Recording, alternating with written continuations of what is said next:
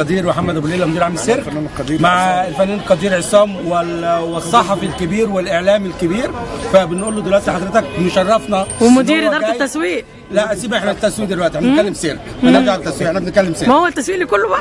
لا سيرك بس كده. فاحنا دلوقتي جاي برضو معانا ابن السيرك يكرم مدير عام السيرك، فعايزين نساله ايه شعور حضرتك دلوقتي وانت بتكرم اخوك ابو ليلى؟ ما عندوش شعور اصلا. انا حزين ان هو طلع من السيرك، لان السيرك فاد ابو ليلى من السيرك، والكلام ده بقوله، الكلام ده انا قلته قبل يعني. فنتمنى ربنا يوفقه، واتمنى كله يعمل زي ابو ليلى. كابتن ابو ليلى ما عمل طور السيرك ولغى الايجار بعد احد الشركات، وعمل مهرجانات بتاع حوالي 3-4 سنين وحقق ايرادات كويسه جدا يعني.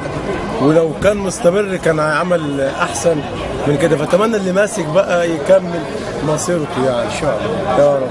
طب وتقول بقى مستقبل ابو ليلى بعد ما ساب السيرك، هل ممكن هو ابو ليلى يسيب السيرك؟ ابو ليلى السيرك ده سرطان، وعمره ما حد بيخاف منه. انت فعلا قلت تشبيه جميل يعني. ربنا يطول في عمره ويخلي اولاده ويسترها معاه يعني. امين يا رب، امين يا رب. ما يحوجوش لحد يعني. امين يا رب. كلمه ابو ليلى لعصام حسن.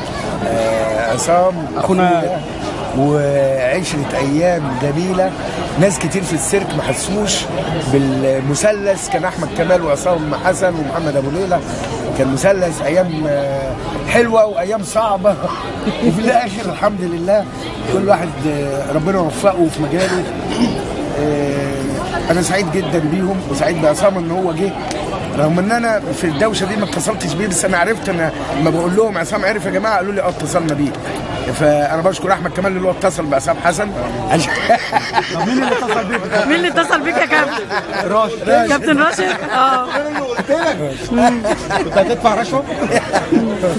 انا بقول لعصام شخصيه جميله، واللي يقرب منه يعرفه على حقيقته. المعدن الطيب بيبان يا كابتن في المواقف دي. صاحبه وراجل في زمن قليلين الرجاله فيه. الحمد لله. وانت تستاهل كل خير يا كابتن، والله تستاهل كل خير. شكرا كابتن عصام، شكرا كابتن ابو ليلى.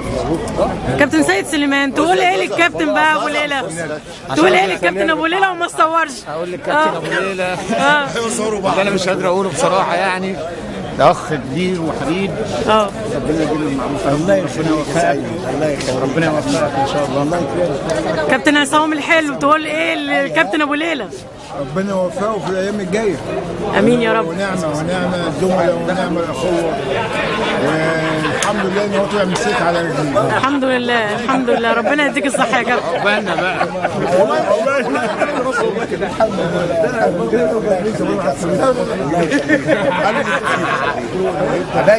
تقول ايه للسيرك يا كابتن؟ تقول ايه للسيرك القومي؟ اقول لك يا حياتي تقول لي للسيرك القومي. لا انت تقول تنصح الناس اللي في السيرك بايه؟ تنصح ايه يعملوا ايه للسيرك عشان يكملوا المسيره بتاعتك؟ اولا يتعاملوا مع ربنا اولا واخيرا. اولا واخيرا عشان يبقى عنده القوه ان ما حدش يقدر يجرحه ولا يعلم عليه. بيعامل ربنا، اللي بيعامل ربنا بيبقى جريء وقوي في الحق، بيبقى كلمته مع اي مسؤول قويه، لانه هو مفيش حد يقدر يمسك عليه اي غلطه، لانه في الاصل عامل ربنا. تاني حاجه يحب المكان اللي هو عملنا كلنا، اللي انا ضيعت فيه 40 سنه من عمري. صحيح احنا مظاليم كلنا، ما خدناش حقوقنا. ناس كتير جدا من الفنانين كانت ممكن تدي اكتر من كده بكتير جدا، وللاسف الشديد كلها مجهودات ذاتيه وكلها اجتهادات باقل التكلفه. انما لو كان في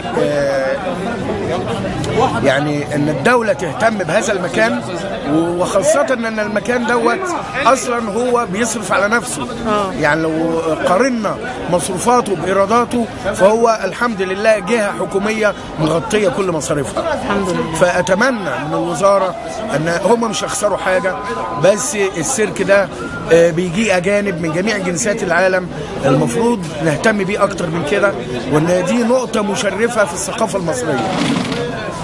جايز حياتك يعني اتهضم حقك في حاجات كتير، بس اعتقد اللي شفته النهارده من حب فنانين السيرك ليك، اداريين، كل واحد في السيرك، تالي ده اكبر جايزه ليك يا كابتن. لا انا اللي هضم حق الدوله، انا بس برضه حب الناس ده بيعوض حاجات كتير. انا ما تفرقش عندي الماده، انا تفرق عندي اللي هي الناحيه الادبيه.